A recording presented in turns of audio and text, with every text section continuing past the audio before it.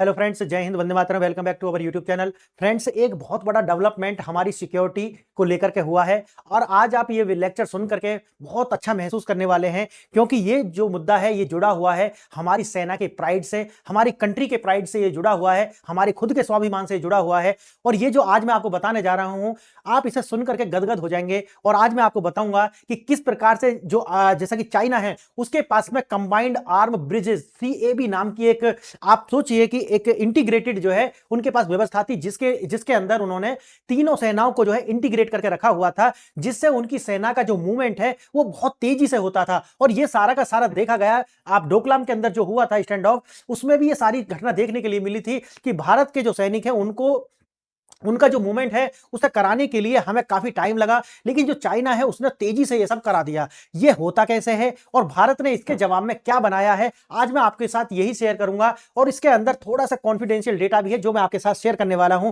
आइए देखते हैं मसला क्या है। आपको मैं बताता हूं कि भारत ने मोहर लगा दी है IBG के ऊपर, IBG इंटीग्रेटेड बैटल ग्रुप। आज हम चाइना से भी ज्यादा आगे एग्रेसिव होकर के ये इंप्लीमेंट करने वाले हैं। और ना सिर्फ चाइना के पास तो सिर्फ एक है, हमने इसके लिए हमारी जो मोहर लगी है वो लगी है 4 के ऊपर। और 4 जो है वो हम इस तरह के इंटीग्रेशन ग्रुप बनाने वाले हैं, जिससे आने वाले समय में चाइना से लगभग 10 टाइम फास्टर मूवमेंट जो है वो भारतीय सेना का डिप्लॉयमेंट हो सकता है किसी भी स्थान पर। आइए मामला देखते हैं क्या है। अब देखिए समस्या क्या थी, जैसे मैंने आपको बताया है कि जो पारंपरिक रूप से जो हमारी सेना है उसकी जो संरचना कुछ इस प्रकार से थी कि उसका जो मूवमेंट है, यानी कि एक स्थान से अगर दूसरे स्थान पर उसे पहुंचाना हो तो उसके अंदर बहुत ज्यादा टाइम लगता था। और दूसरा था कि जो हमारी तीनों सेना है, आप थिएटर कमांड में मैं आपको बताऊंगा कि अगर ये सब होता जाएगा, जैसे कि अभी टाइम बाउंड होगा ये, तो आप समझिए कि थिएटर कमांड जो है वो कितनी स्ट्रेंथ हो जाएगी उसकी, ये आप अंदाजा नहीं लगा सकते। और चाइना की जो नींद है ये इस खबर ने जो है वो उड़ा करके रख दी है। देखते हैं क्या है।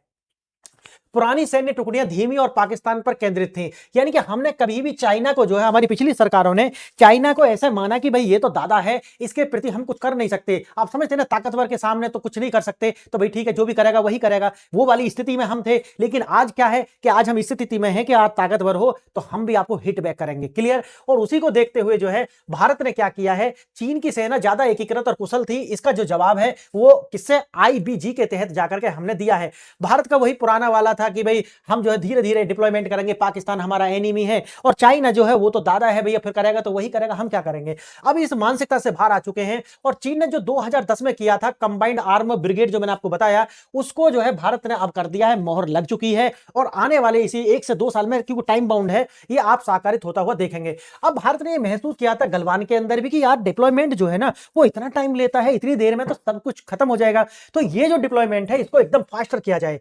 तो 2017 में जो डोकलाम के अंदर हुआ था उसको देखते हुए और जो गलवान के अंदर जो हुआ उसको देखते हुए भारत सरकार ने ये जो स्टेप है ये उठा लिया है। अब डोकलाम और इसका जो एग्जांपल है वो भारत की स्ट्रेंथ बनेगा। आइए देखते हैं क्या है।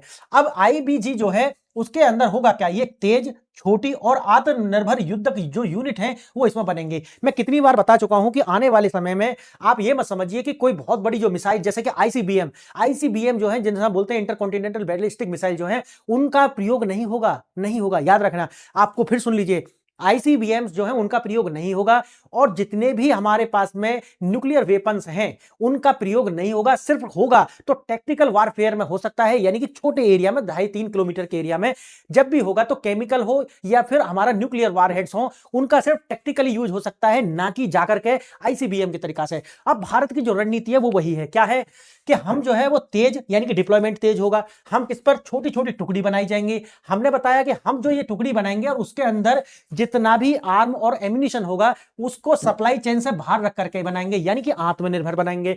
क्योंकि युद्ध की स्थिति में कोई भी देश जो है वो हमारी जो अपनी सॉवरेनिटी है और हमारी जो स्ट्रेटजी है उस पर बाधा ना पहुंचा सके। देखना, एक ही यूनिट में युद्ध के सभी जरूरी जो अंग हैं उनको जो है इसके अंदर शामिल किया गया है IBG। अब मैं आपको पूरा इसे बताऊंगा। इसके अंदर पैदल सेना भी होगी, इसके अंदर टैंक होंगे, तोप होंगी, ड्रोन्स होंगे, यानी कि UAV जो है वो भी होंगे, एयर डिफेंस भी इसके अंदर होगा, और साथ ही साथ कम्युनिकेशन।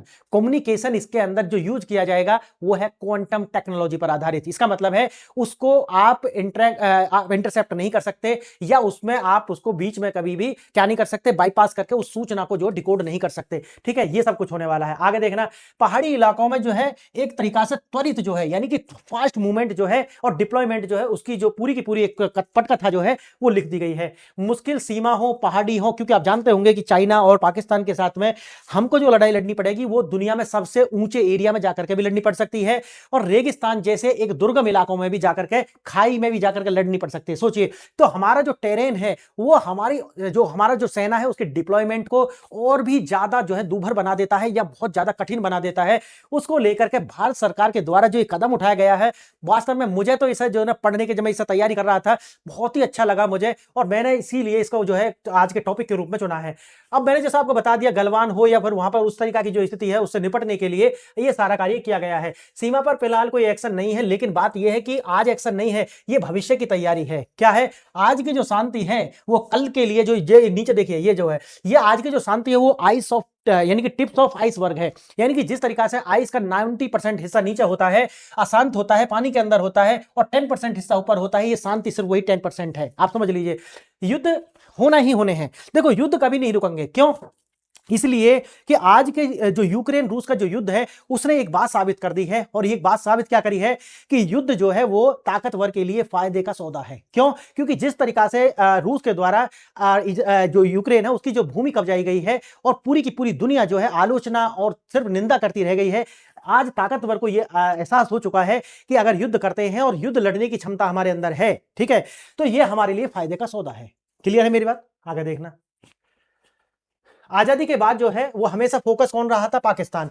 हमने मान करके चले थे कि पाकिस्तान है, बाकी तो फिर चाइना तो वही है कि वही करेगा जो भी करेगा। इसीलिए हमने क्या करा था कि मात्र अंबाला के अंदर, मथुरा कैंट और भोपाल के अंदर ही स्ट्राइक जो कॉर्प्स जो है वो रखी हुई थी। आप आज को मैं थोड़ा इसको भी बताऊंगा, अगर आपको इस जानते नहीं होंगे किस प्रकार की हायरार्की जो होती है, या बटालियंस में कितने लोग होते हैं, किस तरीका से उनका रिप्रेजेंटेशन कैसे होता है, वो भी मैं आपको बताने वाला हूं। देखना, भारतीय सेना 3 हिस्से में काम करती है, जैसा कि आप जानते हैं। एक तो होते हैं स्ट्राइकर, ये जो एकदम हमला करते हैं। एक होता है डिफेंसिव, यानी कि जो सिर्फ मददगार होते हैं, एक तरीका से नहीं, जो बचाव करते हैं। और एक होते हैं मददगार, ठीक है, एक वो होते हैं जो मदद करते हैं, यानी कि एक तरीका से एक लॉजिस्टिक्स जो होते हैं, यानी कि खान पान, तेल वगैरह ये सब पहुंचाने के लिए ये होते हैं। तो 3 अंग तरीका से काम करते हैं। अब आप जानते होंगे जो स्ट्राइक है वो भारत के अंदर मथुरा, अंबाला और भोपाल के अंदर जो है ये सिचुएटेड है। अब इतिहास, हमारी 3 मुख्य जो स्ट्राइक जो कॉर्प्स हैं उनको जो है पाकिस्तान केंद्रित ही बनाया गया था। लेकिन अब आप जानते हैं कि जो पाकिस्तान है वो तो एक प्रॉक्सी है, किसकी? चाइना की और अमेरिका की। ये जो प्रॉक्सी है, अब इसको जो यूज करके वो भारत पर जो है बार बार टेस्ट करते हैं कि भारत की असली क्षमता क्या है। ऑपरेशन सिंदूर इसका सबसे बड़ा एग्जांपल है कि ये देखना कि भारत के पास जो क्षमता है, क्योंकि चाइना डायरेक्ट पंगा नहीं लेगा, उसने ये देखा कि मेरा डिफेंस सिस्टम किसके पास है? पाकिस्तान के पास है। और उनका जो J-17 हो, ये सारे के सारे किसके पास है? पाकिस्तान के पास है।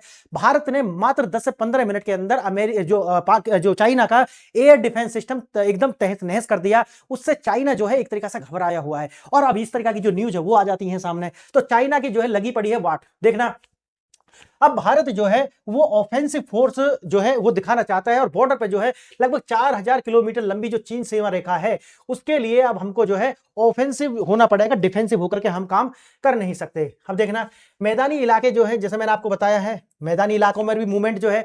दूसरा है पहाड़ी इलाकों में मूवमेंट, यानी कि जो लॉजिस्टिक्स समझते हैं ना, वो रसद सामग्री और ये सब ले जाना, उसे लॉजिस्टिक के अंदर ही आता है सारा। तो जो पहाड़ी इलाके होते हैं वहां जाते हैं, जो टेरेन होती है वो अगर पहाड़ी है, खाई है, तो बहुत ज्यादा कठिन हो जाती है। जो लॉजिस्टिक्स होती है जिसके अंदर सप्लाई वगैरह, गोला बारूद सब पहुंचाना होता है, ये भी कठिन हो जाता है, और इसको करने में लगता है समय। अब इसी समय को घटाने के लिए और जो हमारी सेना है उनको इंटीग्रेट करने के लिए जो ये कदम है इसको उठाया गया है। देखना, पहला कदम वही है, ये इसे ब्रह्मास्त्र कोर, इसका उदय होता है इसी के अंदर, जो मैं आपको बता रहा हूं आईबीजी के अंदर ही सबसे पहले आती है ब्रह्मास्त्र कोर। और इस ब्रह्मास्त्र कोर का जो विचार है, आपको विचार आता है 2012 में, लेकिन 2012 में किसकी सरकार थी आप समझ रहे होंगे, ठीक है। वो तो ये मानते थे कि देखो ये तो जो करेगा ताकतवरी करेगा, हम क्या कर सकते हैं। अब आता है 2014 से 17। अब 14 से 17 के अंदर जो है सरकार ने इस पर गंभीरता से काम करा, और जैसा कि मैंने बताया है अब ये जो है ऑपरेशनल होने जा रहा है। आप समझिए कि 17 माउंटेन स्ट्राइक कॉर्प्स जो है, और जिसका नाम जो है, इसका नाम जो बताया गया है, क्या नाम दिया गया है इसका, ब्रह्मास्त्र कोर। तो ये जो ब्रह्मास्त्र कोर होगा, ये ब्रह्मास्त्र समझते हैं ना, अब अगर महाभारत और ये सब देखे होंगे तो समझते होंगे कि ब्रह्मास्त्र चल गया तो फिर उसके बाद में दुनिया तबाह है। हेडक्वार्टर इसका जो है, जैसे आपको पता होगा, पानागढ़, पश्चिम बंगाल। मिशन उद्देश्य चीन के किसी भी हमले का जो है मुंह तोड़ जवाब देना, है ना, पहाड़ों में जाकर के स्ट्राइक कर सकता है, किसी भी टेरेन में जाकर के ये चाइना को मुंह तोड़ जवाब दे सकता है, ये है क्लियर। वेकअप कॉल क्या है, डोकलाम से एकदम सरकार के जो काम थे वो 2017 के बाद, मैंने बताया देखो यहाँ पे 2017 के बाद जो है सरकार इसको जो है गंभीरता से लेती है और बहुत तेज कर देती है। और जैसा कि मैंने आपको बताया इसका जो हेडक्वार्टर वगैरह आप देखना। अब ये जो जैसे कि मैंने पहले भी बताया आपको कि भारत की सरकार ने डोकलाम में ये देखा कि हमारे जो लॉजिस्टिक्स है और वो बहुत ज्यादा डिप्लॉयमेंट बहुत ज्यादा स्लो है, इसी को लेकर के जो है सरकार जो है चौकन्नी हुई और उसने इस तरह की जो बटालियन है इनको इंटीग्रेट करने का जो है प्रयास शुरू कर दिया। जब तनाव बढ़ा तो चीनी बैकअप तेज पहुंचा, यानी कि जब वो आपने देखा भी होगा कि जब ये जो तनाव बढ़ा था तो चीन ने डिप्लॉयमेंट तेज कर लिया। क्यों? क्योंकि वो तो 2010 से ऑलरेडी काम कर रहा था इस पर, लेकिन भारत का ऐसा पास कुछ था नहीं। अब आता है फॉर्मेशन पुरानी है, जबकि चीन जो है वो बदल चुका है, हमारा पुराना ही चल रहा था। अब चाइना के पास तो वही था, ये 2010 में ही काम कर रहा था सीएबी के ऊपर। सीएबी मतलब है जो आपको मैंने अभी बताया है, कंबाइंड आर्म्स ब्रिगेड, ठीक है। अब है सीआईए है क्या इसके लिए क्या आता है, सिनर्जी। सिनर्जी का मतलब है इंटीग्रेट करना, आपस में उन जो टुकड़ी थी उनको एक साथ जोड़ देना, जिसके अंदर सारे के सारे लोग एक साथ आएंगे, यानी कि सेना भी एक साथ आएंगी, फिर उनकी जो अलग अलग जो कॉर्प्स हैं वो भी एक साथ आएंगे। अब टैंक है, इन्फेंट्री है, तोपखाने हैं, पहले ये सब अलग अलग काम करते थे, टैंक अलग से, इन्फेंट्री अलग से, तोपखाने अलग से, लेकिन अब क्या है, ये एक साथ आएगा। ना केवल इनके जो एक्शंस हैं, यानी कि इनका जो कार्य करने की जो तरीका है वो ही नहीं बदला, बल्कि इनका जो कमांड है वो भी बदलने वाला है। मैं आगे आपको बताऊंगा किस तरीका से अलग कमांड का इंतजार नहीं करते। अब कहां पर इसको जोड़ा गया है, पीएमओ से, ठीक है। जिस तरीका से सीडीएस होता है, ठीक है, कंबाइंड ऑफ, जिस तरीका से हमारे यहां पे इसको जो है उसी तरीका से इसका जो इंटीग्रेशन है वो कमांड के रूप में किया गया है। फैसला लेने की रफ्तार जो है इससे तेज हो जाएगी और जो रिस्पांस टाइम है वो लगातार जो है वो कम हो जाएगा। भारत का जवाब वही है, इंटीग्रेटेड बैटल ग्रुप जो है, इसके अंदर आप देखोगे तो इसके अंदर फुर्तीलापन जिसे बोलते हैं एजिलिटी, और साथ ही साथ में इससे हमारा जो आत्मनिर्भरता है वो भी बढ़ने वाली है। इससे होने का क्या वाला है, जैसे मैंने बताया कि आपको जो सेल्फ सफिशिएंसी होगी, डिप्लॉयमेंट तेजी से होगा और हम तुरंत जो है जवाब दे पाएंगे। अब बात आती है आईबीजी क्या होता है। जैसे मैंने आपको बताया इसके अंदर जो इन्फेंट्री यानी कि जो पैदल सैनिक होते हैं वो भी इसके अंदर है, साथ ही साथ जो सपोर्ट सिस्टम है वो भी इसके अंदर है, यूएवीज यानी कि ड्रोन्स जो है वो भी इसके अंदर है, आर्म्ड जितना भी होगा, आर्मोर्ड जितने भी होंगे वो भी इसके अंदर है, उसी तरीका से एयर डिफेंस सिस्टम वो भी इसके अंदर है, आर्टिलरी जो है वो भी इसके अंदर है। सोचिए कि इसको सबको जो है इंटीग्रेट करके आप समझिए कि चाइना को किस तरीका का जो जवाब है वो मिलने वाला है। पुराना ढांचा जो आप समझते हैं, पुराने वाला क्या था, वो सेक्शंस, जैसे आप समझ, इसको मैं बताऊंगा अभी आपको, sections, platoon, company, battalion, brigade और डिवीजन और कॉर्प्स, यानी कि इनका जो नेतृत्व है एक तो उसमें, और इनके जो संख्या बल जो है उसमें अलग अलग अंतर होता है।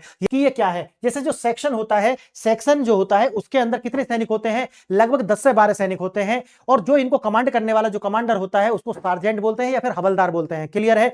अब देखिए इसके बाद आती है प्लेटून। प्लेटून के अंदर 30 से 50 सैनिक होते हैं और इनको जो है, इनका जो कमांडर होता है उसे बोलते हैं लेफ्टिनेंट या फिर कैप्टन। उसके बाद आती है कंपनी। कंपनी के अंदर 100 से लेकर के 200 सैनिक होते हैं और इनका जो कमांडर होता है उसे कैप्टन या मेजर बोलते हैं। उसके बाद आता है बटालियन। बटालियन के अंदर 400 से लेकर के 1000 तक सैनिक होते हैं और इनका जो कमांडर होता है उसे कर्नल बोल सकते हैं आप, कर्नल, क्लियर है। उसी तरीका से आता है ब्रिगेड। ब्रिगेड जो होती है उसका आप जानते हैं कि जो इसके अंदर सैनिक कितने होते हैं, लगभग 2000 से लेकर के 5000 के करीब इनमें सैनिक होते हैं। तो 2000 से 5000 सैनिक होते हैं और इनका जो कमांडर होता है उसे क्या बोलते हैं, ब्रिगेडियर या फिर कर्नल भी बोलते हैं, अलग अलग, ठीक है। उसी तरीका से एक होता है डिवीजन, और डिवीजन के अंदर आप जानते हैं 10,000 से लेकर के 20,000 सैनिक होते हैं और जो इनका कमांडर होता है उसे बोलते हैं मेजर जनरल। क्या बोलते हैं, मेजर जनरल, ठीक है। और इसी तरीका से अगर आप देखते हो तो सबसे बड़ा जो आकार है वो है कॉर्प्स का। किसका, कॉर्प्स का। जो कॉर्प्स होता है उसके अंदर 20,000 से लेकर के 60,000 सैनिक होते हैं, यानी कि 20,000 से लेकर के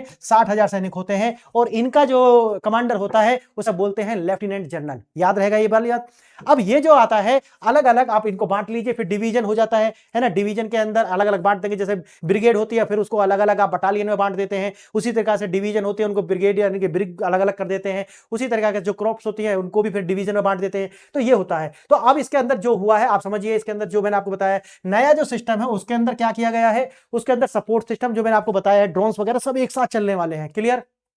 अब देखिए सिर्फ बंदूक नहीं, तकनीक पर आधारित होंगे आगे जो भी युद्ध लड़े जाएंगे। रूस यूक्रेन का जो युद्ध है उसने बता दिया है कि किस प्रकार से जो आने वाले जो युद्ध है वो होने वाले हैं, यानी कि सैटेलाइट कम्युनिकेशन, टेक्निकल सर्वाइलेंस और जो इंटीग्रेटेड ड्रोन यूनिट्स जो हैं ये सारी साथ कार्य करेंगे। ये आने वाले युद्ध का जो है ये होने वाले हैं कि डिसाइड करेंगे कि जीत किसकी होगी। अब वर्तमान स्थिति मैंने जैसे आपको बताया कि इस तरीका के जैसे ये IBG जो है इसके अंदर 4 हमने पास किए हैं। पहला तो ये बता दिया, एक है भैरव ब्रिगेड, एक है रुद्र ब्रिगेड और एक है शक्ति ब्रिगेड।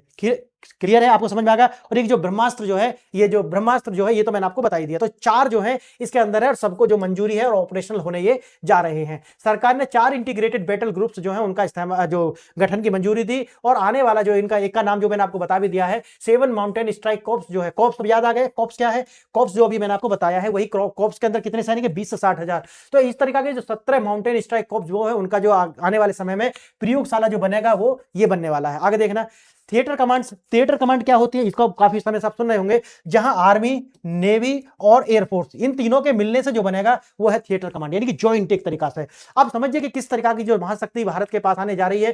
तीनों सेनाओं का एकीकरण जो है वो कम्युनिकेशन गैप जो है एकदम बिल्कुल कम हो जाने वाला है। पोर्ट ब्लेयर में तीनों सेनाओं का जो संयुक्त प्रयास और ये प्रयोग जो है ये लगातार जारी है। आगे अगर हम देखते हैं, स्ट्रेटेजिक नेसेसिटी हमारी बन गई थी कि ये हमें किया जाना चाहिए, क्योंकि जो चाइना ने दिखाया था अपने उस इंटीग्रेशन से भारत उससे लेकर के प्रभावित हुआ था और भारत ने भी ये जो है कर दिखाया है। अब वही है कि बॉर्डर जो है वो जो डिफाइंड नहीं है, इसे लेकर के आने वाले समय में चाइना के साथ लगभग 4000 किलोमीटर का जो बॉर्डर है उस पर कोई फेंसिंग नहीं है। तो हमेशा याद रखिए स्टैंड ऑफ वगैरह होते रहेंगे, छोटी छोटी झड़पें होती रहेंगी। तो इसलिए जो मूवमेंट है वो लगातार हमें करने होंगे, इसलिए जरूरी है। अब आती है तकनीकी खाई। चीन तकनीकी रूप से हमसे आगे है एक तरीका से, इसीलिए जो है हमें इस तरह का जो इंटीग्रेशन है वो हमारे लिए और भी ज्यादा जरूरी बन जाता है। अगर हम बात निष्कर्ष की करते हैं, भारतीय सेना केवल डिफेंड नहीं करती बल्कि रिस्पॉन्ड करने के लिए अपना जो रूप है वो बदल चुकी है। और IBG और थिएटर कमांड जो है भारत की सुरक्षा को अगले कदम पर लेकर के जाने वाला है। और याद रखना कि सबसे पहले जो एग्रेसिव होगा,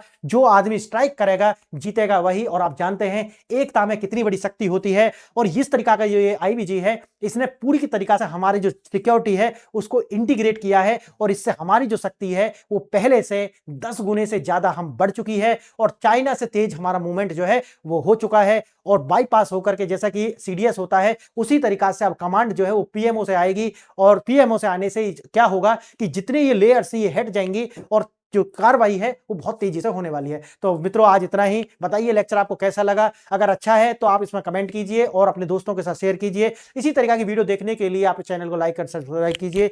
आज ये वीडियो देखने के लिए धन्यवाद। नमस्कार।